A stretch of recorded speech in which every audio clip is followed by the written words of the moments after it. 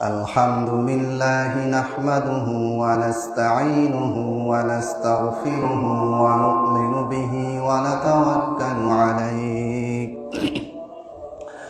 wa na'udzu billahi min shururi anfusina wa min sayyiati a'malina. من يهده الله فلا مضل له ومن يضلل فلا هادي له وأشهد أن لا إله إلا الله وحده لا شريك له وأشهد أن محمدا عبده ورسوله أما بعد فإن خير الحديث كتاب الله وخير الهدي هدي محمد صلى الله عليه وسلم وشر الأمور محدثاتها وكل محدثة بدعة وكل بدعة ضلالة وكل ضلالة في النار. أعوذ بالله من الشيطان الرجيم. بسم الله الرحمن الرحيم. يا أيها الذين آمنوا اتقوا الله حق تقاته ولا تموتن إلا وأنتم مسلمون. يا أيها الناس اتقوا ربكم الذي خلقكم من نفس واحدة وخلق منها زوجها وبث منهما رجالا كثيرا ونساء واتقوا الله الذي تساءلون به والأرحام إن الله كان عليكم رقيبا. يا أيها الذين آمنوا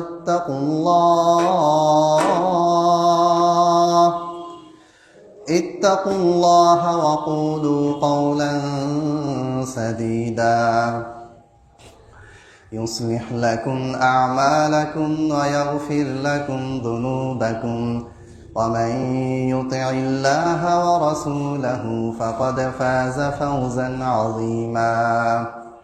وقال الله تعالى في القرآن المجيد يريدون ليطفئوا نور الله بأفواههم والله متم نوره ولو كره الكافرون. هو الذي أرسل رسوله بالهدى ودين الحق ليظهره على الدين كله ولو كره الكافرون.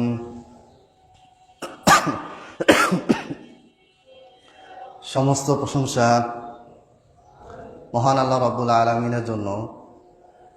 লাখো কোটি দরুদ ও সালাম বর্ষিত হোক সর্বশেষ নবী, সর্বশেষ রাসূল, সর্বশ্রেষ্ঠ মাখলুক, সর্বশ্রেষ্ঠ মানব, সর্বশ্রেষ্ঠ হেদায়েতের পথ প্রদর্শনকারী বিশ্বনবী মুহাম্মদ সাল্লাল্লাহু আলাইহি ওয়াসাল্লামের উপর অসংখ্য অগণিত দরুদ ও সালাম বর্ষিত হোক সাল্লাল্লাহু আলাইহি ওয়াসাল্লাম। সম্মানিত উপস্থিতি, আজকে আমি গতানুগতিক ধারার বাইরে গিয়ে কিছু ইম্পর্টেন্ট বিষয় আপনাদের সামনে আলোচনা করব। আপনারা জানেন যে গোটা পৃথিবীতেই যেখানেই যান না কেন, আপনি প্যালেস্টাইনে যান, মুসলমানদের উপর হামলা হচ্ছে, তাদেরকে মেরে ফেলা হচ্ছে, মিডিয়া উল্টা আরো মুসলমানদেরকে সন্ত্রাসী বলতেছে। যারা মুসলমানদেরকে মারতেছে তাদেরই মিডিয়া আবার প্রচার করতেছে যে যাদেরকে মারা হচ্ছে এরা হচ্ছে সন্ত্রাসী। আপনি দেখেন রিসেন্টলি সুদানে কি হয়েছে, সুদানে মুসলমানদের ভিতরে গৃহযুদ্ধ লাগিয়ে দেওয়া হয়েছে, মুসলমান মারামারি করতেছে, আর বলা হচ্ছে যে এরা উভয় পক্ষ হচ্ছে সন্ত্রাসী, উভয় পক্ষ হচ্ছে দেশদ্রোহী। কাজটা কেউ করে দিয়েছে? আমেরিকা, ইসরায়েল, ফ্রান্স, ব্রিটেন, তারা মিলে কাজটা করাচ্ছে। আপনি যদি আরাকানে দেখেন, সেখান থেকে মুসলমানদেরকে মেরে একেবারে তাদের নাগরিকত্ব 1985 সালে পুরো মায়ানমারের যতগুলি সম্প্রদায় ছিল, উপজাতি ছিল, যত দল ছিল, যত গোষ্ঠী ছিল, সবাইকে নাগরিকত্ব দেওয়া হয়েছে। আর পূর্ব থেকে আসা আরাকান রাজ্য, যেটা মুসলমানদের সাম্রাজ্য ছিল, সেখানে 1985 সালে নতুন আইন করে যারা আগে থেকেই ছিল, আদিবাসীদের আগে থেকেও যাদের অবস্থান ছিল, সেই মুসলমান রোহিঙ্গাদেরকে কি করা হলো, তাদের নাগরিকত্বকে বাতিল করে তাদেরকে তখন থেকে নিয়ে এখন পর্যন্ত এই আরাকান থেকে দিনের পর দিন তাদেরকে মেরে কচুকাটা করে বের করে দেওয়া হচ্ছে।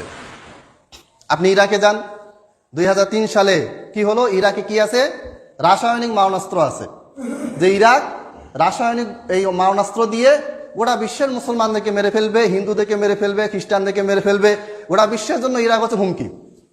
এই যুক্তি দিয়ে কি করা হলো, ইরাকে বোমা হামলা করা হলো, জাতিসংঘ থেকেও কোনো রকম কোনো বাধা দেওয়া হলো না। এক পর্যায়ে 2006 সালে সাদ্দাম হোসেনকে ফাঁসি দেওয়া হলো। কারণ কি? কারণ হচ্ছে যে মুসলিম বিশ্বকে যেভাবেই হোক, ইসলামকে যেভাবেই হোক কি করতে হবে, এই পৃথিবীর বুক থেকে নিশ্চিহ্ন করে দিতে হবে। এই নিশ্চিহ্ন করা কাজটা তারা দুইভাবে করে আসছে। একটা হচ্ছে ডাইরেক্ট হামলা, আর আরেকটা হচ্ছে বুদ্ধি দিয়ে, জ্ঞান দিয়ে। বুদ্ধি জ্ঞান কি দিয়ে? আমি আজকে এই কিশোরগঞ্জে এসেছি, নীলফামারী জেলাতে কয়টা গির্জা আছে তোমার বলতে পারবেন? নীলফামারী জেলাতে বর্তমানে 115টারও বেশি গির্জা আছে। যারা গির্জা তৈরি করে তারা কখন আসে, কখন কোন জায়গায় কিভাবে জমি নিচ্ছে, মুসলমানদের জমি নিয়ে সেখানে গির্জা বানিয়ে মুসলমানদেরকে দিয়ে সেই গির্জা চালাচ্ছে, মুসলমানদেরকে দিয়েই তাদেরকে দিয়ে তারা বিভিন্ন অনুদান পাঠাচ্ছে, মুসলমানদেরকে দিয়েই খ্রিস্টান ধর্মের যে কিতাব যেটাকে তারা বাইবেল বলে, এই বাইবেলটাকে তারা গোটা বাংলাদেশে প্রচার করতেছে। আপনি আমি তো জানিয়ে না, আপনার আমার কোনো খবর নেই, শুধু কিশোরগঞ্জে 12টা গির্জা আছে। এটা হচ্ছে 2017 সালের পরিসংখ্যান, অর্থাৎ 2017 সালের পরিসংখ্যান অনুযায়ী যেই তথ্য আমি পেয়েছি সেটা হচ্ছে এই স্রেফ এই কিশোরগঞ্জে, যেখানে আজকে আমরা দাঁড়িয়ে আছি, বসে আছি, এই কিশোরগঞ্জে গির্জা আছে হলো 12টা। সৈয়দপুরে যেখানে আমার বাসা সেখানে গির্জা আছে 4টা।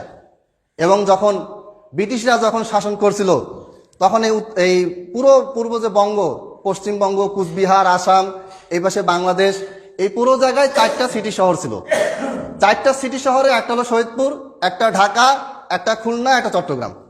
এই 4টা সিটি শহরের ভিতরে তারা 4টা জায়গাতে বড় বড় গির্জা প্রথমে স্থাপন করেছে। সৈয়দপুরে যে গির্জাটা 1886 সালে তারা প্রতিষ্ঠিত করেছে, এটা হচ্ছে রোমান ক্যাথলিক গির্জা। এই গির্জার কাজ কি আপনি চোখে দেখতে পাবেন না। তার পাশে আরেকটা গির্জা আছে, আমি ছোটবেলা থেকেই এই গির্জার পাশেই বড় হয়েছি, কিন্তু তারা কি কাজ করে আমরা কোথাও জানি না। এবং সৈয়দপুরে, কিশোরগঞ্জে যেখানে যান না কেন দেখবেন যে অসংখ্য খ্রিস্টান মিশনারিদের স্কুল তৈরি হয়েছে। এই স্কুলগুলোতে কারা যায়? আপনার আমার বাচ্চা যায়। তাহলে বুঝেন কিভাবে আমরা ব্রেইন ওয়াশড হয়ে আছি। মাশাআল্লাহ, মসজিদের অভাব বাংলাদেশে নাই, কোরআনের অভাব নাই, হাদিসের অভাব নাই, বড় বড় কিতাব অনুবাদ হচ্ছে, আলেম ওলামারা কাজ করে যাচ্ছে, জনগণ বইও পড়তেছে, নামাজও পড়তেছে, কিন্তু আবার জনগণের ভিতর থেকে লাখ লাখ পরিবার, লাখ লাখ মানুষ না, মুসলমানদের ভিতরে, আমাদের ভিতর থেকেই লাখ লাখ মুসলমান খ্রিস্টান হয়ে গেছে, আমরা জানি না। আমরা জানি কিছু মাসলা মাসলায় ওগুলো নিয়ে বর্ণনা করতেছে, ওগুলো আলোচনা করতেছি, জনগণ ওগুলি শুনে শুনে মুখস্থ করে অভ্যস্ত, বক্তাও আসে ওইটাই মাসলা বলে, জনগণ ওইটাই বুঝে, কিন্তু কাফের হয়ে যাচ্ছে মানুষ, মুসলমান থেকে মুরতাদ হয়ে যাচ্ছে। এই মাসলা বর্ণনা করার সময়ও আমাদের নাই, জনগণও শোনার ইচ্ছা নাই, এদিকে কাফেরের সঙ্গে বাড়তে আছে। আর যদি দেখি যে কোনো একজন মানুষ মুসলমান হয়েছে হিন্দু থেকে বা খ্রিস্টান থেকে বা নাস্তিক থেকে, ওটা একেবারে বাপরে বাপ, পৃথিবীতে ইসলাম শ্রেষ্ঠ ধর্ম, মুসলমানের সঙ্গে বাড়তেছে, একটা মুসলমান বাড়তেছে, 10টা মুসলমান কমতেছে। আপনি অনলাইনে যান, আল্লাহকে গালি দেওয়ার মতন ছেলে পেলে অভাব এখন নেই। কোটি কোটি ছেলে পেলে, আজ থেকে 10 বছর আগেও যা দেখা যায়নি, 5 বছর আগেও যা দেখা যায় নাই, আপনি দেখেন যে হাজার হাজার লক্ষ লক্ষ কোটি কোটি মুসলমান ঘরের ছেলে মেয়ে তারা আল্লাহকে গালি দেয়। তারা মুহাম্মদ সাল্লাল্লাহু আলাইহি ওয়াসাল্লামের চরিত্র নিয়ে কথা বলে, তারা আয়েশা, খাদিজা, উম্মাহাত মুমিনিনদেরকে নিয়ে কথা বলে। কাদের সন্তান? আপনার আমার সন্তান। এখন আমি আপনাদের কাছে প্রশ্ন রাখতে চাই যে অমুকের বাড়ির অমুকের ছেলে সে খারাপ হয়ে গেছে, মুরতাদ হয়ে গেছে, কাফের হয়ে গেছে, তো কালকে আপনার আমার সন্তান হবে না তার কোনো গ্যারান্টি আছে? কোনো গ্যারান্টি নেই। তাহলে এইটা হচ্ছে বুদ্ধিবৃত্তিক লড়াই। একটা হচ্ছে যে ক্ষমতা দিয়ে মিডিয়ার মাধ্যমে মুসলমানকে সন্ত্রাসী বানানো হচ্ছে, এরপরে মুসলমানদের দেশগুলি ধ্বংস করা হচ্ছে, মুসলমানদেরকে মারা হচ্ছে, ছোট ছোট শিশুদেরকে মারা হচ্ছে। আর তালমুদ থেকে, ওল্ড টেস্টামেন্ট থেকে ওদের যারা বড় বড় তাদের পাদ্রী তারা বলতেছে যে মুসলমানদেরকে মারলে কি হবে, নেকি পাবা, মারো বেশি করে। ওরাই আবার মিডিয়া দিয়ে বুঝাচ্ছে যে যাদেরকে মারা হচ্ছে হচ্ছে সন্ত্রাসী। কি সন্ত্রাসী? যুক্তি কি? যুক্তি হচ্ছে, একটা যুক্তি দেখায় কিভাবে তারা কাজ করে। সেটা হচ্ছে যে ঈসা আলাইহিস সালামের জন্ম হচ্ছে বাইতুল মুকাদ্দাসে, ফিলিস্তিনে। এর আগে মুসা আলাইহিস সালামের জন্ম কোথায় ছিল? বাইতুল মুকাদ্দাসে, ফিলিস্তিনে। এবং মুসা আলাইহিস সালাম যেই বনি ইসরায়েলের নবী, এই বনি ইসরায়েল শুরু হয়েছে ইয়াকুব আলাইহিস সালাম থেকে। আর ইয়াকুব আলাইহিস সালামের অপর নাম হচ্ছে ইসরায়েল। ইসরায়েলের বংশধর হচ্ছে বনি ইসরায়েল। আপনারা খেয়াল করে দেখবেন যে ইসরায়েল 24 ঘন্টা মুসলমানদেরকে মারতেছে, তারা কিন্তু প্যালেস্টাইন দখল করে নাম দিয়েছে ইসরায়েল। কেন? এটা পিছনে একটা যুক্তি আছে তাদের, যে এই মুসলমানরা আসছে, এদের নবী মুহাম্মদের জন্ম হয়েছে কোথায়? সৌদি আরবে, মক্কায়। প্যালেস্টাইনিরা কেন আসবে? কারণ প্যালেস্টাইন ফিলিস্তিন তো আমাদের। খ্রিস্টানদের বক্তব্য ওটা, ইহুদিদের বক্তব্য ওটা। কিভাবে তাদের? কারণ মুসা ইসলাম বনি ইসরায়েলের নবী। বনি ইসরায়েল আসছে কার থেকে? ইয়াকুব আলাইহিস সালাম থেকে আসছে। ইয়াকুব আলাইহিস সালামের জন্ম কোথায়? প্যালেস্টাইনে। তার মৃত্যু কোথায়? প্যালেস্টাইনে। ঈসা ইসলাম সর্বশেষ বনি ইসরায়েলের নবী, তার জন্ম কোথায়? বাইতুল মুকাদ্দাসের পাশে বেথলেহেমে। তার মৃত্যু কোথায়? তো তিনি সেখানেই বড় হয়েছেন। ওরা মনে করে মৃত্যু হয়েছে যে ক্রুসিফিকশন, তাকে একটা কাঠের একটা ইয়ে করা হয়েছে, এভাবে করে ক্রুশ আর কি, ক্রুশের আকারে তাকে ধরা হয়েছে, এখানে মারা হয়েছে, এখানে আঙ্গুলে প্রেগ মারা হয়েছে, তাকে হত্যা করা হয়েছে। এটা তারা বলে আর কি, তাদের আকীদা বিশ্বাস। কিন্তু আমাদের আকীদা বিশ্বাস ঈসা ইসলাম মারা যান নাই, তিনি জীবিত আছেন। তিনি সপ্তম আসমানে বা আসমানে তাকে উঠে নেওয়া হয়েছে। তিনি আবার আসবেন, আসার পরে তার হাতে গোটা বিশ্বের সমস্ত খ্রিস্টান যখন দেখবেন যে ঈসা ইসলাম আবার এসেছেন, তখন তারা তার হাতে বায়াত করবে, মুসলমান হয়ে যাবে। বাকি তবে ইহুদিরা, তাদের সাথে মুসলমানদের লড়াই হবে এবং ইনশাআল্লাহ মুসলমান জিতবে। সেটা অনেক পরে কথা। কিন্তু আপনি যুক্তি এখানে দেখেন, যুক্তিটা কি? যে প্যালেস্টাইনে বনি ইসরায়েলের জায়গা হচ্ছে প্যালেস্টাইন, আর মুসলমানদের জায়গা কোথায়? মুসলমানদের জায়গা হচ্ছে মক্কা মদিনা। তাহলে মুসলমানরা আজকে আমাদের জায়গায়, আমাদের নবী, খ্রিস্টানদের বক্তব্য, ইহুদিদের বক্তব্য সেম, যে আমাদের নবী ঈসা ইসলামের জন্ম কোথায় হয়েছে? আমাদের গডের পুত্র বলে তারা। কোথায় জন্ম? প্যালেস্টাইনে। আবার মুসা ইসলামের জন্ম কোথায়? প্যালেস্টাইনে। মুসা ইসলামের পূর্বে যার মাধ্যমে বনি ইসরায়েল জাতিটা আসছে, যার নাম ইসরায়েল, সেই নবীকে তিনি ইয়াকুব নবী। এই ইয়াকুব নবীর জন্ম কোথায়? প্যালেস্টাইনে। তার মৃত্যু কোথায়? প্যালেস্টাইনে। তাহলে মুসলমান কোথেকে আসলো? এখন মারো মুসলমানদেরকে, এরা বাইরে থেকে অবৈধভাবে ঢুকেছে, এদেরকে মারো, বের করে দাও। যুক্তি। আপনি যুক্তি কি জবাব দিবেন? পুরো মিডিয়া এইভাবে করে দলিল দিয়ে, কোরআন থেকে হাদিস দিয়ে দলিল দিয়ে মুসলমানদেরকে সন্ত্রাসী বানিয়েছে এবং তাদেরকে মারতেছে। আপনার আমার কি এগুলো বুঝার বা সময় টাইম আছে? টাইম নেই তো। আপনার আমার কি টাইম আছে? ওই দুই একটা মাসলা নিয়ে ইখতিলাফ হয়েছে, ওটা নিয়ে ঝগড়া মারামারি করতে করতে লাইফ শেষ। ইখতিলাফ আছে, কেউ মোনাজাত করে, কেউ কেউ করে না, কেউ নাভি নিচে হাত বাঁধে, কেউ বুকে হাত বাঁধে, কেউ জোরে আমিন বলে, কেউ আস্তে আমিন বলে। এই ধরনের ইখতিলাফ আমাদের ভিতরে আছে, থাকবে, এটা কোনো আহামরি কোনো বিষয় না। কিন্তু ওই ইখতিলাফকে কেন্দ্র করেই সারাটা জীবন আপনার আমার জ্ঞান, সময়, শক্তি ব্যয় হয়ে গেল। ফায়দা কি হচ্ছে? ফায়দা এটাই হচ্ছে যে মুসলমানদের ঘরের সন্তান আস্তে আস্তে তারা খ্রিস্টান হয়ে যাচ্ছে, তারা আহলে কোরআন হাদিস অস্বীকারী গ্রুপে বিভক্ত হয়ে যাচ্ছে, এরা কাদিয়ানি হয়ে যাচ্ছে, এরা বিভিন্ন গ্রুপে ভাগ হয়ে যাচ্ছে। একবারে যারা মুসলমান গ্রুপ নয়, একেবারে কাফের অমুসলিক আলাদা একটা গ্রুপ। কাদিয়ানিদের কারা সাপোর্ট দিচ্ছে? আপনি দেখবেন কোনো খ্রিস্টান মিশনারি কাদিয়ানিদেরকে টার্গেট করে না, কাদিয়ানিরাও খ্রিস্টান মিশনারিদেরকে টার্গেট করে কাজ করে না। তাহলে কোথায় যাচ্ছি আমরা? আমাদের চিন্তা ভাবনা, বিবেক জাগ্রত হবে কবে? আমি যে বক্তব্যটা শুরুতে আমি দিছি, সেটা হচ্ছে যে ষড়যন্ত্র কবলে মুসলিম উম্মাহ, এইভাবে ষড়যন্ত্র হচ্ছে। আমি একটা উদাহরণ দেই। গাজীপুরের কালীগঞ্জ, আমি এক জায়গায় প্রোগ্রাম করে আসতেছি, আসার সময় এই কালীগঞ্জ দিয়ে আসার সময় দেখি, মানে ওই জায়গাতে ঢুকার পরে মনে হচ্ছে যে আমি আর বাংলাদেশে নেই। এমন একটা উন্নত এলাকা যেখানে ঢুকে মনে হচ্ছে যে আমি বিদেশের কোনো ফার্স্ট কান্ট্রি বা সেকেন্ড কান্ট্রিতে আমি ঢুকছি, থার্ড কান্ট্রি বাংলাদেশে আমি আর নাই।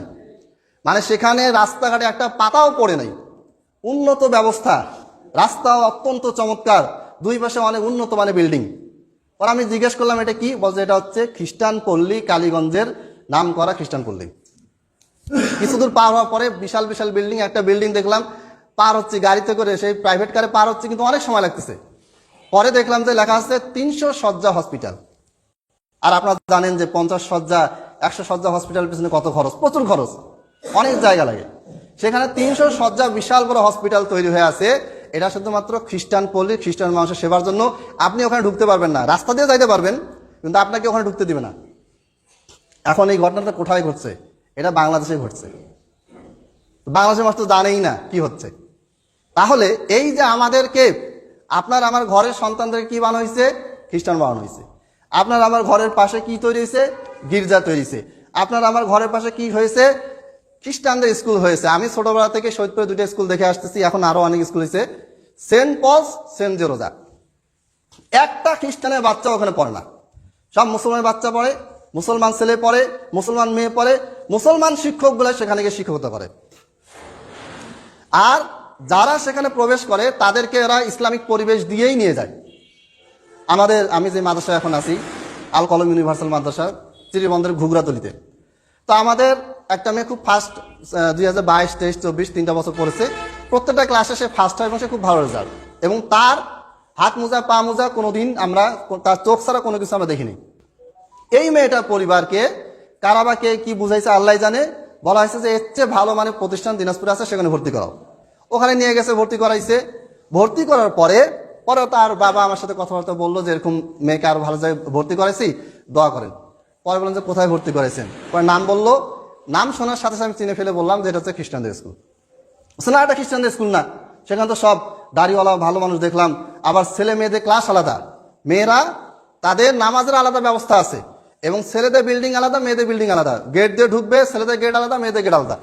তো সেখানে তো আপনাদের মাদ্রাসার চাইতে তো ভালো পরিবেশ দেখলাম, এটা আবার খ্রিস্টানদের স্কুল হয় কিভাবে? আমি বললাম যে এইটা হচ্ছে ব্রেন ওয়াশ। বাহ্যিকভাবে তারা দেখাবে একটা, ভিতরে তারা করাবে আরেকটা। এর 2 মাস পরে যেই মেয়ের কোনোদিন আমরা চোখ ছাড়া কোনো কিছু দেখি নাই, যেই মেয়ের হাত মোজা পা মোজা অল টাইম ছিল, বোরখা, এটা আমাদের মাদ্রাসার বাধ্যতামূলক যে হাত মোজা ক্লাসে থাকতে হবে, গরম হোক শীত হোক, এটা ইসলামের বিধান। এই মেয়েটা তার 2 মাস পরে মুখ টুক খুলে খোলামেলা হয়ে ফেসবুকে ভিডিও ছাড়তেছে। এবার আপনি বলেন যে আপনার সন্তানকে কি বলে নিয়ে গেছে, যে আপনার সন্তানকে নিয়ে আসেন, এইখানে সুন্দর পরিবেশ আছে, এইখানে সালাতের পরিবেশ আছে, নামাজের পরিবেশ আছে, এইখানে আপনার মেয়ে বোরখা সহকারে একেবারে সেফটির সাথে সে নামাজ পড়বে, ছেলেদের বিল্ডিং আলাদা, মেয়েদের বিল্ডিং আলাদা, ঢুকার সময় গেট থেকে আলাদা হয়ে যাচ্ছে। আপনি কি মনে করবেন যে এখানে কোনো সমস্যা আছে? আপনি তো মনে করবেন যে না, ভালোই। আর প্রচুর পরিমাণে অনুদান দিবে। আপনার মেয়ে ফার্স্ট হয়েছে, আপনাকে বিশাল বড় গিফট দিয়ে যাবে। একেবারে প্রিন্সিপাল থেকে শুরু করে সবাই এসে আপনার বাসায় আসবে, আসে আপনাকে বলবে যে আপনার মেয়ে এত ভালো রেজাল্ট করছে, আপনার ছেলে এত ভালো রেজাল্ট করছে, এই যে আমাদের প্রতিষ্ঠানের পক্ষ থেকে গিফট দেওয়া হলো। আপনি তো ভাববেন যে আমার মেয়েটা মাদ্রাসা 20 বছর পড়লো, 15 বছর পড়লো, 10 বছর পড়লো, কই কোনোদিন তো একটা গিফট দেয় নাই, ওই থালা বাসন আর ওই যে কি কি মক টক দেয়, এগুলোই। তো তা মানে কি যে আপনি আমি মুসলমান এতই গাধার গাধা, মুসলমান জাতি এতটা আহাম্মক যে এরা অল্প কিছুর বিনিময়ে নিজের ইমানকে বিক্রি করে দেয়। তার ইমান যে বিক্রি হয়ে গেছে সেই হুঁশটাও তার নাই। আমি এগুলো কথা কি বলবো, উদাহরণ দিলে অনেক দেওয়া যায়। খালি আমি এইটুকু বলতে চাচ্ছি যে আপনার আমার চারপাশে কি পরিমাণ ভয়ঙ্কর ষড়যন্ত্র চলতেছে, এটা আপনি আমি মুসলমানরা যদি চোখ কান খোলা রেখে সজাগ না হয়, তাহলে এটা ঠেকানো যাবে না। আর একটা ঘটনা বলি।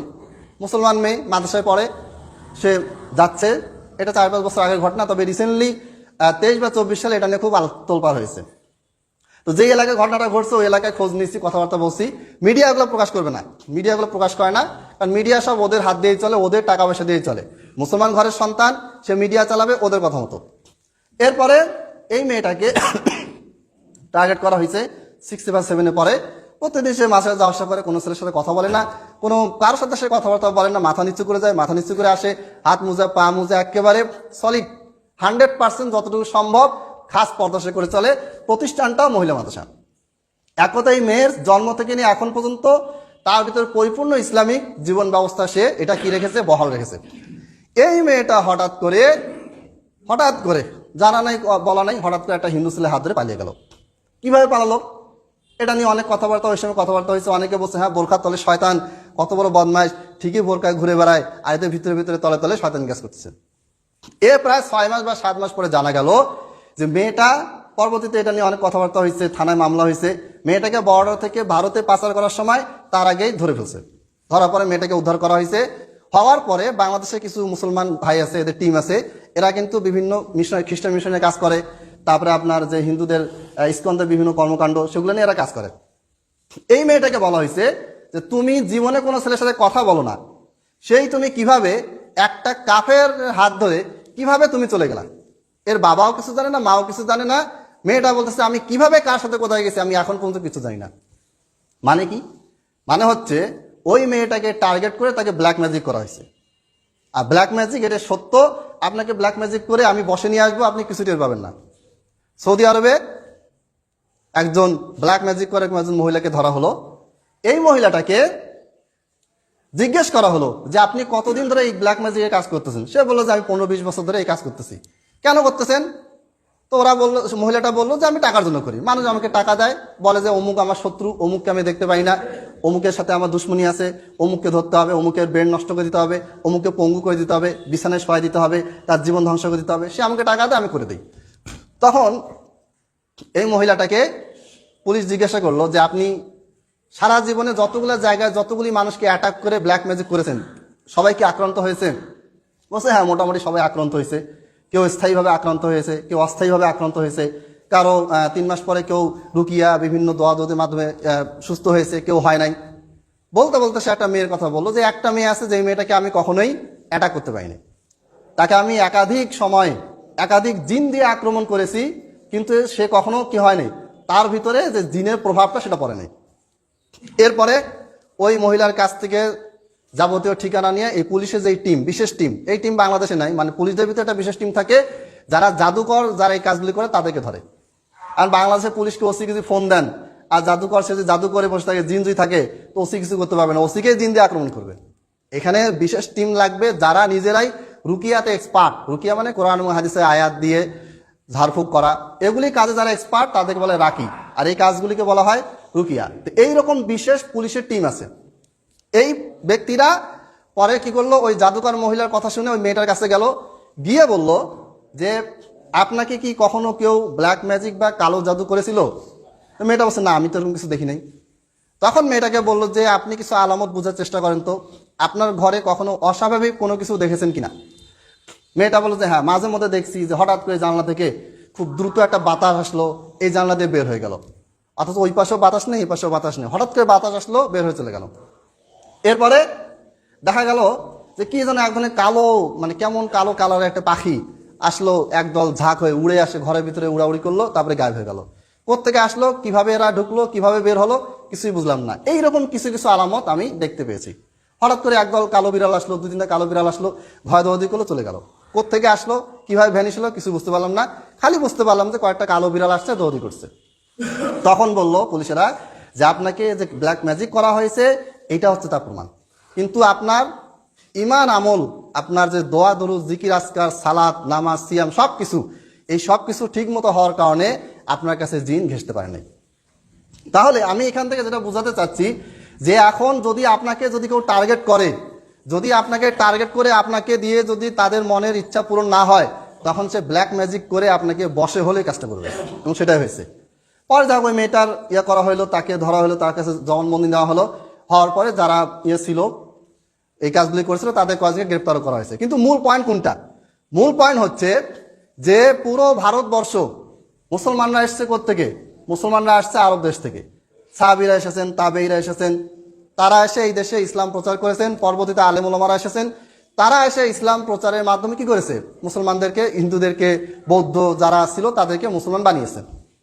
এখন তাদের বক্তব্য, পুরো ভারতবর্ষ, অখণ্ড ভারতবর্ষের জন্য যারা আন্দোলন করে যাচ্ছে, এদের বক্তব্য হচ্ছে যে এরা বাইরে থেকে এসেছে। মুঘল সাম্রাজ্য, পাঠান সাম্রাজ্য, আফগান সাম্রাজ্য, এরা সব সন্ত্রাসী ছিল, এরা বাইরে থেকে এসেছে, এসে আমাদের সাধারণ মানুষদেরকে তারা অত্যাচার করেছে, করে তাদেরকে জোর করে মুসলমান বানাইছে। এখন আবার কি করতে হবে? আবার এদেরকে মুসলমান থেকে আবার আমাদের হিন্দু ধর্মে নিয়ে যেতে হবে, আবার আমাদের বৌদ্ধ ধর্মে নিয়ে যেতে হবে, আবার পুরো অখণ্ড ভারতবর্ষ আমাদেরকে তৈরি করতে হবে। বাংলাদেশ, পাকিস্তান, ইন্দোনেশিয়া, দক্ষিণ এশিয়া যে কটা দেশ আছে, সবগুলিকে আবার এক সনাতনী ধর্মে নিয়ে আসতে হবে। আসার পরে কি করতে হবে? এইটাকে একটা অখণ্ড ভারতবর্ষ, আগে যেরকম ছিল 2005 বছর আগে, 2000 বছর আগে, 5000 বছর আগে যেরকম ছিল, ওই রকম আবার কি করতে হবে? এটাকে আবার নিয়ে আসতে হবে। আর এটারই একটা পরিকল্পনা হিসেবে কি করা হচ্ছে? মুসলমান মেয়েদেরকে টার্গেট করা হচ্ছে। তারা এটা বলেও দিয়েছে যে মুসলমানদের ধ্বংস করতে হলে কি করতে হবে, তাদের মেয়েদেরকে ঘর থেকে বের করো, তাদের মেয়েদেরকে কি করতে হবে, হিন্দু ছেলেদের সাথে, ইসকন সদস্য ছেলেদের সাথে কি করতে হবে, সুসম্পর্ক তৈরি করাও। আস্তে আস্তে তাদের কি করো, তাদের ভিডিও নাও, ছবি নাও, ব্ল্যাকমেল করো, প্রয়োজনে তাদেরকে হিন্দু বানাও, তারা যদি হিন্দু হতে না চায় তাদেরকে পাচার করে ভারতে। এদেরকে তারা নাম দিয়েছে ভাগোয়া, লাভ ট্র্যাপ, ঘর ওয়াপাসি, মানে ঘরে আবার ফিরে নিয়ে আসো। এই যে আমরা মুসলমানরা আছি, আমরা ঘর থেকে সনাতনী ধর্ম থেকে বের হয়ে চলে গেছি হলো ইসলাম ধর্মে, আবার আমাদেরকে কি করতে হবে, ইসলাম ধর্ম থেকে বের করে নিয়ে সনাতনী ধর্মে নিয়ে যেতে হবে। এটা কি মনে করছে যে দুই একটা ঘটনা? এটা দুই চারটা ঘটনা না তো, লাখ লাখ কোটি কোটি ঘটনা ঘটতেছে। কিন্তু আপনার আমার চিন্তা ভাবনা কোথায়? আপনার আমার তো নামাজ পড়ে টাইম নেই। এখন মসজিদ তো মার্শাল্লাহ চারিপাশে বড় বড় মসজিদ, মাদ্রাসা সবকিছু হয়েছে, কিন্তু নামাজের জন্য সবাইকে ডাকে, আজান দেওয়া হয়, তখন মানুষ ভাবে যে আরো 10 মিনিট আছে, 15 মিনিট আছে, পরে যাই। নামাজ শুরু হয়েছে, না না ইমাম সাহেব তো নামাজ লম্বা করবে, যাই একটু পরে যাই। যদি যায় দেখা যায় জামাত শেষ, কিছু মুসল্লি আসি বলে যে ইমাম সাহেব আপনি প্রথম রাকাতটা একটু লম্বা করতেন, আর একটু লম্বা করতেন, আমরা অনেক দূর থেকে আসি, বিভিন্ন কাজে থেকে আসে, জামাতটা পাই। ভাই প্রথমে আজান দেওয়া হয়েছে, এই আজানটা কার পক্ষ থেকে? আল্লাহর পক্ষ থেকে। রাসূলুল্লাহ সাল্লাল্লাহু আলাইহি ওয়াসাল্লামের শেখানো আজান, এটা তো মানুষের ডাক না যে আমি আপনাকে ফোন দিয়ে ডাকলাম যে ভাই আসেন নামাজ পড়েন। বিষয়টা তো এরকম না। যেখানে আল্লাহ তাআলা আপনাকে ডাকতেছে আসো, ইযা নুদিয়া লিস-সালাতি মিন ইয়াউমিল জুমআহ ফাসআউ ইলা যিকরিল্লাহি ওয়া যারুল বাই। জুমার দিনের কথা বলা হয়েছে, অন্যান্য দিনের কথা বলা হয়েছে, 5 ওয়াক্ত 5 বার আপনাকে কোথায় ডাকা হচ্ছে? আল্লাহর পথে ডাকা হচ্ছে। এই যে ডাকা হচ্ছে আজান, এটার মর্ম তো আমরা এখনো বুঝতে পারিনি। সালাতে আমরা দাঁড়াচ্ছি, সালাতে আমরা কি করি? বান্দা যখন সালাতে দাঁড়ায় ফা ইন্নাহু ইউনাজি রব্বা, সে তার রবের সাথে গোপনে কি করে? কথা বলে। অর্থাৎ আমি যখন সালাতে দাঁড়াইছি তখন আমি কার সাথে কথা বলতেছি? তখন আমি কথা বলতেছি আল্লাহর সাথে। কি কথা বলতেছি জানি না। ধরেন একটা চাইনিজ লোক আসলো বা একটা জাপানিজ লোক আসলো বা এমন একটা মানে ভাষাভাষী লোক আসলো যার কোনো কথা আপনিও বুঝেন না, আমিও বুঝি না। এখন ওই লোকটার সাথে আমি কথা বলতেছি, সে চাইনিজে কথাবার্তা বলতেছে, আমি বুঝতেছি না, আমি বাংলায় কথা বলি, সে বোঝে না। তাহলে এই লোকটা যদি আমাকে কোনো ভালো পরামর্শ দেয়, কোনো দিক নির্দেশনা দেয়, কোনো পরামর্শ দেয়, তাহলে কি তার কথা আমি বুঝতে পারবো? পারবো না। ওই অবস্থা হয়েছে আপনার আমার। আমরা সালাতে দাঁড়াই, ভালো লাগে না, কি পড়তেছে, ইমাম সাহেব ফাতিহা পড়ছে, ইমামে যে সুর ভালো হয় তাহলে নামাজ ভালো লাগে, আর ইমামে যে সুর যদি ভালো না হয় ওই ইমাম পিছনে নামাজই পড়তে ভালো লাগে না, সুর নাই। কিন্তু আরব বিশ্বে দেখবেন, গোটা পৃথিবীতে যত প্রতিযোগিতা হয়, হিফজের প্রতিযোগিতা, ওরা জীবনও সুর দেখে কাউকে ফার্স্ট সেকেন্ড থার্ড নির্বাচন করে না। ওরা দেখে যে কার তেলাওয়াতে শুদ্ধ আছে, কার তেলাওয়াতে আসল মর্মটা ফুটে উঠতেছে, তেলাওয়াতের ভিতরে আল্লাহর বাণীটা ফুটে উঠতেছে। কিন্তু আমরা ওই পর্যায়ে যাবো কবে বলেন? আমরা ওই পর্যায়ে যেতে পারতেছি না। আমরা আমাদের রবের ভাষা সূরা ফাতিহা যে ইমাম সাহেব পড়তেছে, এইটাই আমরা আজ পর্যন্ত বুঝি না। না বুঝার কি কারণ? কোনো কারণ নেই, অলসতা গাফলতি ছাড়া আর কোনো কারণ নেই। সব কিছু বুঝি, জমি মানে কোন দাগে আছে, পর্চা খতিয়ান আর কি কি, মানে সব বুঝি। কোন জিনিসটা বুঝি না? এটা 62 রেকর্ড না 72 রেকর্ড না কবেকার রেকর্ড না 9 রেকর্ড, RS রেকর্ড, BS কি, সব আমাদের মুখস্থ। এই সব কিছু আমরা বুঝি, কি বুঝি না? সূরা ফাতিহা বুঝি না। কেন বুঝি না? কারণ আগ্রহ নাই তো। আর যেই মুসলমান তার রবের বাণী শোনার আগ্রহ নাই, বুঝার আগ্রহ নাই, যেই মুসলমানের সালাতে দাঁড়ানোর আগ্রহ নাই, যেই মুসলমানকে ডেকে ডেকেও 5 বার আজান দিয়েও মসজিদে আনা যায় না, সেই মুসলমান তো অবশ্যই অবশ্যই খ্রিস্টান মিশনারি বলেন, আর কাদিয়ানি বলেন, আর হাদিস অস্বীকারী গ্রুপ বলেন, আর ওই ইসকনের ভাগর ল্যাপটপের কথা বলেন, আর ওই সেকুলারিজমের কথা বলেন, যেখানে যান না কেন সে ধরা খাবেই এবং খেয়েছেও। আপনি দেখেন বাংলাদেশের সংবিধানে 4টা মূলনীতি আছে, এটা কেউ বলতে পারবেন? আমার মনে হয় না বেশিরভাগ মানুষ বলতে পারবে, জানে না। বাংলাদেশের সংবিধানের 4টা মূলনীতির মধ্যে একটা হচ্ছে যে ডেমোক্রেসি, অর্থাৎ বাংলাদেশে যদি আপনাকে থাকতে হয় আপনাকে ডেমোক্রেসি মেনে থাকতে হবে। ডেমোক্রেসি কি জিনিস? ধরেন 100 জন মানুষ ঢাকা বিশ্ববিদ্যালয়ের একজন শিক্ষককে ভোট দিল যে এই লোকটাকে আমরা কি চাই, প্রেসিডেন্ট বা প্রধানমন্ত্রী বা এমপি হিসেবে চাই। 100 জন মানুষ ঢাকা বিশ্ববিদ্যালয়ের 100 জন টিচার আরেকজন টিচারকে ভোট দিল, ঠিক আছে? এখন এই ঢাকা বিশ্ববিদ্যালয়ের টিচারদের ভোটের বিপরীতে 101 জন রিক্সাওয়ালা, ভ্যান চালক, আপনার আমার মতন আনপাবলিক, তারা আবার আরেকজন গাঁজাখোরকে ভোট দিল। ঢাকা বিশ্ববিদ্যালয়ের টিচার, সে 100টা ভোট পাইছে। কে 100টা ভোট দিচ্ছে? ঢাকা ভার্সিটিরই 100টা ভোট দিচ্ছে, সেটা বুয়েটের হোক, ঢাকা ভার্সিটির হোক, একটা উচ্চ লেভেলের যারা দেশ বুঝে, রাজনীতি বুঝে, সবকিছু বুঝে, এরা ভোট দিল কাকে? ওই ঢাকা বিশ্ববিদ্যালয়ের ওই অধ্যাপককে। ভোট পাইছে কয়টা? 100টা। আর এলাকার কোন এক চাঁদাবাজ বা এলাকার কোন একজন নেতা, যার মানে না আছে জেনারেল শিক্ষা, না আছে ইসলাম শিক্ষা, সে জনপ্রিয়তার কারণে সে সাধারণ মানুষের কাছ থেকে 101টা ভোট পেল। কে জিতবে বলেন দেখি? যে 101টা পেয়েছে সে জিতবে, কারণ জনগণ তাকে বেশি ভোট দিয়েছে। অথচ আল্লাহ তাআলা কি বলেছেন? ওয়া ইন তুতি আকসারা মান ফিল আরদ ইউদিল্লুকা আন সাবিলিল্লাহ, যদি তুমি অধিকাংশ মানুষের আনুগত্য করো তাহলে তারা তোমাকে কি করবে? ইউদিল্লুকা আন সাবিলিল্লাহ, আল্লাহর রাস্তা থেকে বিভ্রান্ত করবে, পথভ্রষ্ট করবে। একটা গেল। 2 নাম্বার কি? সেকুলারিজম। সেকুলারিজম কি জিনিস আমরা বুঝিও না, জানিও না, সময় কম, অনেক কথা। সেকুলারিজম মানে হচ্ছে নো রিলিজিয়ান ইন এডুকেশন, শিক্ষায় কোনো ধর্ম থাকবে না। ধর্ম থাকবে, ও তুমি ধর্ম মানো, মসজিদে নামাজ পড়ো, ওইখানে করো, ওখান থেকে বাইরে আসা যাবে না। মসজিদের বাইরে তুমি ধর্ম নিয়ে কোনো কথা বলবে না, মাদ্রাসা চলবে না। এডুকেশন থাকবে রিলিজিয়ান বহির্ভূত, ধর্ম বহির্ভূত থাকবে। এরপরে নো রিলিজিয়ান ইন পলিটিক্স, রাজনীতিতে কোনো ধর্ম চলবে না। এরপরে ইকোনমিক্সে কি থাকবে না? ধর্ম চলবে না। ধর্ম বলতে ইসলাম চলবে না, অন্যান্য ধর্মকে নিয়ে এত টেনশন নেই ওদের, অন্যান্য ধর্মের সব কিছুই আছে, সব কিছুই থাকবে, কোনো সমস্যা নাই, ইসলাম থাকবে না, এটা হচ্ছে মূল কথা। এইভাবে করে মূলনীতি বসানো হয়েছে। কমিউনিজম থাকবে। এরপরে ন্যাশনালিজম। ন্যাশনালিজম কি জিনিস? জাতীয়তাবাদ। দেখেন 1947 সালে কি হলো? ভারতের সাথে পাকিস্তান রাষ্ট্র আলাদা হয়ে গেল। পাকিস্তানের সাথে কারা ছিল? আমরা ছিলাম।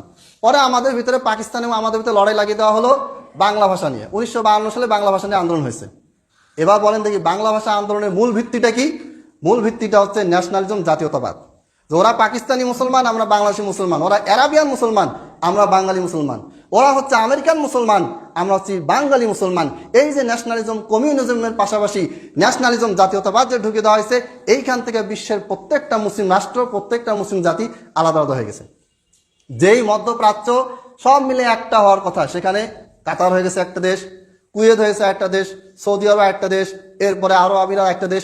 এক দেশের বিরুদ্ধে ইসরায়েলকে সাহায্য করতেছে, আমেরিকা সাহায্য করতেছে, ফ্রান্সকে সাহায্য করতেছে। কোত্থেকে এটা আসছে? এই ন্যাশনালিজম জাতীয়তাবাদ দিয়ে। অথচ আল্লাহ নবী সাল্লাল্লাহু আলাইহি সাল্লাম এই বিদায় হজে স্পষ্ট হয়ে বলেছেন যে আরব অনারব বলে কোনো কিছু নাই। আরবদের শ্রেষ্ঠত্ব অনারবদের উপরে নেই, অনারবদের শ্রেষ্ঠত্ব আরবদের উপরে নেই। শুধুমাত্র একটা ভিত্তিতে মুসলমানেরা কি হবে? তারা সম্মানিত হবে, অন্যের চেয়ে বেশি মর্যাদাবান হবে, সেটা হচ্ছে তাকওয়া। আর আমাদের আমি বাঙালি মুসলমান, বাংলাদেশি, এই করছি সেই করছি, এটা ইসলামে হারাম, নিষিদ্ধ। এই জিনিসগুলি আমাদের সংবিধানে মূলনীতিতে আছে। আর এখন যদি কোনো দল, ইসলামিক দল, যে কোনো ইসলামিক দল যদি বাংলাদেশে ভোটে গিয়ে সংবিধানে দাঁড়াতে চায়, তাহলে তাকে নিবন্ধন নিতে হবে দলের জন্য।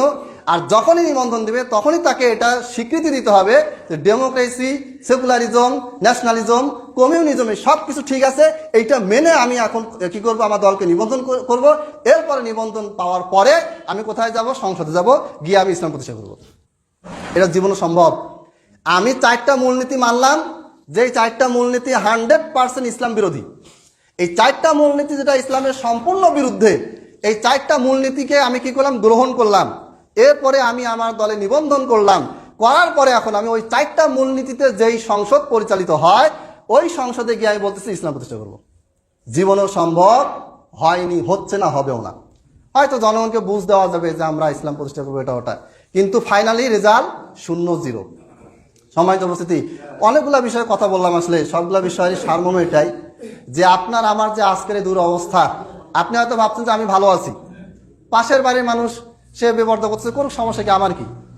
ওই মেয়েটা পালাই গেছে অমুকের হাত ধরে, পালার সমস্যা কি, আমার মেয়ে তো ভালো আছে। না, আল্লাহ তাআলা কোরআনে বলেছেন তা'মুরুনা বিল মা'রুফ ওয়া তানহাউনা আনিল মুনকার ওয়া তু'মিনুনা বিল্লাহ ওয়ালাউ আমানা আহলুল কিতাবি লাকানা খায়রাল লাহুম। আল্লাহ তাআলা কোরআনে অনেক জায়গায় বলেছেন, হাদিসেও বলা আছে যে কোথাও কোনো অন্যায় দেখতে পেলে সেটাকে কি করতে হবে? বাধা দিতে হবে। আপনার বাড়ির পাশের মানুষ সে নামাজ পড়তেছে না, বা সে সুদ খাচ্ছে বা ঘুষ খাচ্ছে, তাকে আপনি বাধা দেন। বাধা বলতে মারামারি না, বাধা বলতে সবসময় মারামারি না, তাকে বুঝান, তাকে আপনি ইসলামের দিকে নিয়ে আসার চেষ্টা করেন। যখন আমি প্রত্যেকটা মানুষের নিজ নিজ অবস্থান থেকে আরেকজন মুসলমান ভাইকে আমরা আগুন থেকে বাঁচানোর চেষ্টা করব, নিজে জাহান্নাম থেকে বাঁচবো, আমার প্রতিবেশীকেও বাঁচানোর চেষ্টা করব, নিজে জাহান্নাম থেকে বাঁচবো, আমার বন্ধুকেও বাঁচানোর চেষ্টা করব, নিজে জাহান্নাম থেকে বাঁচবো, আমার আশেপাশে যত মানুষ আছে তাদেরকেও আমি জাহান্নাম থেকে বাঁচানোর চেষ্টা করব। প্রত্যেকটা মুসলমান এইভাবে পরস্পরের প্রতি দরদ, ভালোবাসা, সম্বোধন তৈরি হবে। অন্যায়ের বিরুদ্ধে যখন একজোট হয়ে কথা বলবে এবং ন্যায়ের পক্ষে যখন একসাথে কথা বলবে, তখনই আপনার আমার দ্বারা ইসলামী খেলাফত প্রতিষ্ঠা হবে।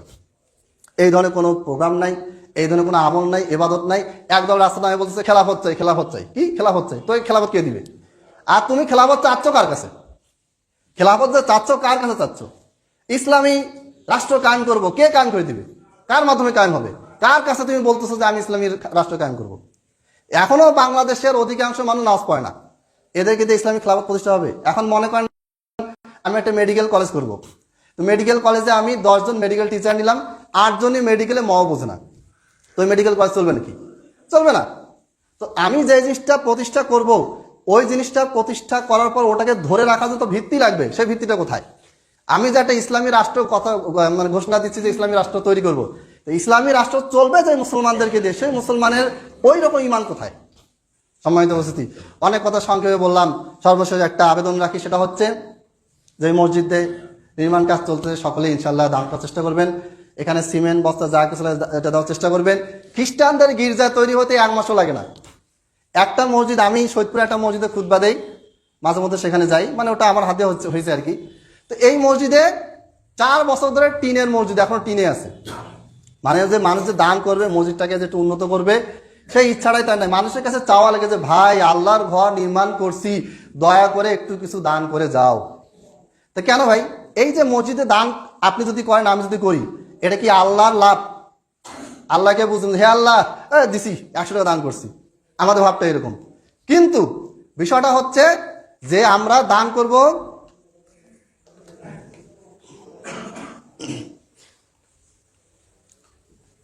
আচ্ছা, তো এই দানের ক্ষেত্রে আল্লাহ তাআলা তো হাদিস বলেছেন, মান বানা লিল্লাহি মাসজিদান বানাল্লাহু লাহু বাইতান ফিল জান্নাহ। কেউ যদি কোনো আল্লাহর ঘর নির্মাণ করে, তাহলে তার জন্য জান্নাতে আল্লাহর ঘর নির্মাণ করবে। আমাদের কি করতে হয়? বক্তা এনে মানুষকে বলে বলে বুঝায় বুঝায়, যেই বক্তা বেশি কালেকশন করতে পারে ওই বক্তায় খুঁজে আনা হয়। এটা কিন্তু হওয়া উচিত ছিল না। গোটা পৃথিবীতে শান শওকত ইসলাম সবচেয়ে উপরে থাকবে। পাশের গির্জা দেখে মানুষ বলবে যে এত বড় বিশাল বড় গির্জা, এখানে কত কিছু হয়, আর মসজিদ দেখে এমন অবস্থাতে তাকাইতে ইচ্ছা করে না। এটা যেন আপনার আমাদের ভিতরে না হয়। যদি হয়, তাহলে এই যে অধপতন শুরু হয়েছে, অধপতন চলতে থাকবে, এটা আর কখনো শেষ হবে না। এই নাম উল্লেখ করে বলতে, আচ্ছা, রিজু ভাইয়ের বন্ধু ফ্রান্স প্রবাসী মোহাম্মদ সোহাগ ভাই 10,000 টাকা দান করেছেন। তিনি দোয়া প্রার্থী, দোয়া চেয়েছেন। প্রথম কথা হচ্ছে দান করে নাম উল্লেখ না করাই ভালো। তবে উল্লেখ করলে আবার একটা সুবিধা আছে, সেটা হচ্ছে যে তাকে দেখে আরো 10 জন কি হবে, অনুপ্রাণিত হবে। নাম গোপন রাখাটা ভালো, এটা বেশি ভালো। হাদিসে থেকে বলা হয়েছে যে ডান হাত দান করে, বাম হাত টের পায় না, মানে গোপন রাখা ভালো। তবে যদি আপনার নিয়াত থেকে এরকম যে আমাকে দেখুক, দেখা করার 10 জন কি হোক, উৎসাহিত হোক, তাহলে সেটাও কোনো সমস্যা নেই। এরপরে আব্দুল হাফিজ রংপুর 3,000 টাকা দান করেছেন। আল্লাহ তাআলা তাদের দানকে কবুল করুন, আমিন। এবং তাদেরকে দেখে আরো 100 জনের ভিতরে যেন মসজিদ মাদ্রাসার প্রতি দান করা, মসজিদ মাদ্রাসাকে টিকিয়ে রাখার জন্য তাদের অন্তরে কি তৈরি হয়, ভালোবাসা যেন তৈরি হয়, সেটা আল্লাহ তাআলা কবুল করুন, আমিন। এই মুসা নিবাসী ঢাকা মরহুম আলহাজ শহীদ ইসলাম ঠিকাদার, ওনার ছেলে রয়েছেন। আমরা তাদের সবার জন্য দোয়া করি। যারা নিয়াত করেছেন তাদের জন্য দোয়া করি। যারা অতীতে দিয়েছেন, আল্লাহ তাআলার কাছে পার্সেন্টেজ, আপনি 1 কোটি টাকার মালিক, 1 কোটি টাকা থেকে আপনার পার্সেন্টেজ অনুযায়ী যা দিবেন, আর আপনি আরেকজন 100 টাকার মালিক, সে যদি তার 100 টাকা থেকে যে বেশি দান করে, তাহলে সে বেশি পার্সেন্টেজ দান করলো। অর্থাৎ আপনার কাছে 10,000 টাকা আছে, 10,000 থেকে আপনি 10,000 থেকে আপনি দান করলেন হলো 100 টাকা। আরেকজনের কাছে আছে 8,000 টাকা, সে 8,000 থেকে দান করলে 100 টাকা, পার্সেন্টেজ কার বেশি? যার 8,000 আছে। আল্লাহ তাআলা পার্সেন্টেজ দেখবে। এই জন্য সংখ্যা কোনো বিষয় না, আপনি যতটুকু পারতেছেন ততটুকু দিবেন। ওমর রাদিয়াল্লাহু তাআলা আনহু, ওসমান রাদিয়াল্লাহু তাআলা আনহু বিশাল সম্পত্তির অধিকারী, তারা দান করলেন যুদ্ধের জন্য। আর আবু বকর রাদিয়াল্লাহু তাআলা আনহু সামান্য একটু দান করলেন। করার পরে পরে রাসূল সাল্লাল্লাহু বললেন যে কি বাবা, তোমার এইটুকু আর কি আছে? ও আছে বাসা আল্লাহ মত রাসূল আছেন, মানে আল্লাহ মত রাসূল থাকা বলতে সেখানে তার বরকত আছে, রহমত আছে, আমার আর কোনো টাকা পয়সা অর্থ কিচ্ছু নাই। তার যা ছিল সব দিয়ে দিয়েছেন। অন্যান্য সাহাবীরা দান করেছেন, কিছু রেখেছেন, কিছু দিয়েছেন। তখন আল্লাহ নবী সাল্লাল্লাহু আলাইহি ওয়াসাল্লাম কি করলেন? আবু বকর ঈমান যে সবচেয়ে বেশি, এটাকে আল্লাহ নবী সাল্লাল্লাহু আলাইহি ওয়াসাল্লাম স্বীকৃতি দিলেন। মানে আপনি দান করতেছেন, আপনার নিয়াত, আপনার চিন্তা ভাবনাটা কি, এটাই আল্লাহ তাআলা আগে দেখবেন। যদি আপনার নিয়াত চিন্তা ভাবনা স্বচ্ছ থেকে, আপনার দানকে আল্লাহ কবুল করবেন। আপনাকে দিয়ে এমন কিছু হবে ইসলামের খেদমত, যেটা আপনি মৃত্যুর পরে সদাকায়ে জারিয়া হিসেবে সারা জীবন পেতে থাকবেন। আল্লাহ তাআলা আমাদেরকে দ্বীনের পথে অটল থাকার তৌফিক দান করেন, আমিন। এবং চারপাশে এত ফিতনা, আপনি কয়টা ফিতনা নিয়ে কথা বলবেন? এখন হাদিস অস্বীকার ফিতনা শুরু হয়েছে। আপনি হাদিস মানবেন, ডাইরেক্ট আপনাকে বলবে যে হাদিস কে নাজিল করেছে। কাদিয়ানীরা আপনাকে বিভিন্নভাবে বলবে, বিভিন্ন হাদিস দেখাবে, কোরআনের আয়াত দেখা আপনাকে বলবে যে মুহাম্মদ সাল্লাল্লাহু আলাইহি ওয়াসাল্লামের পরও নবী আসতে পারে, নাউজুবিল্লাহ। কোরআন এবং হাদিসের দলিল দিচ্ছে এবং মানুষকে খ্রিস্টান বানাচ্ছে, কাদিয়ানী বানাচ্ছে। আল্লাহ তাআলা এই সমস্ত যাবতীয় ফিতনা থেকে আমাদেরকে বেঁচে থাকার তৌফিক দান করুন, আমিন। ওয়া আখিরু দাওয়ানা আনিল হামদুলিল্লাহি রাব্বিল আলামিন।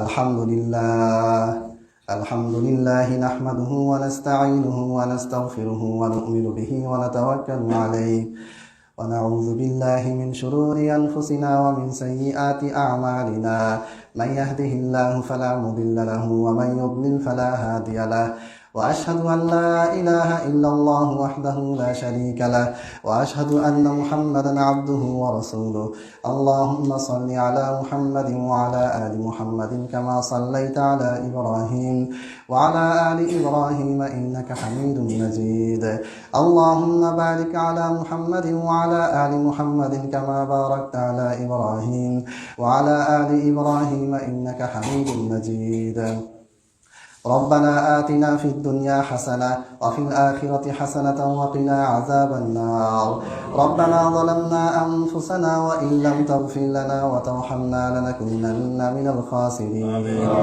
ربنا لا تزغ قلوبنا بعد إذ هديتنا وهب لنا من لدنك رحمة إنك أنت الوهاب ربنا لا تؤاخذنا إن نسينا أو أخطأنا ربنا ولا تحمل علينا إصرا كما حملته على الذين من قبلنا ربنا ولا تحملنا ما لا طاقة لنا به واعف عنا واغفر لنا وارحمنا أنت مولانا فانصرنا على القوم الكافرين عباد الله رحمكم الله إن الله يأمر بالعدل والإحسان وإيتاء ذي القربى وينهى عن الفحشاء والمنكر والبغي يعظكم لعلكم تذكرون فاذكروني أذكركم واشكروا لي ولا تكفرون